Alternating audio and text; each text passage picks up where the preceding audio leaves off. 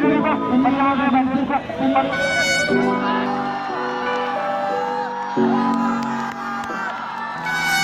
पुत तेरा had down कास तो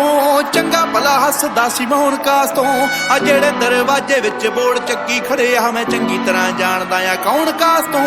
कुछ इत्थे चांदी चमकाउणा चाहुंदे ने कुछ तैनूं फड़ थल्ले लाउणा चाहुंदे ने कुछ कन्ने आए इत्थे भुखे फेमदे नाम लैके तेरा अगे आउणा चाहुंदे ने मुसीबत तां मर्दां ते पैंदी रहिंदी ऐ दबी ना तू दुनिया स्वाद लैंदी ऐ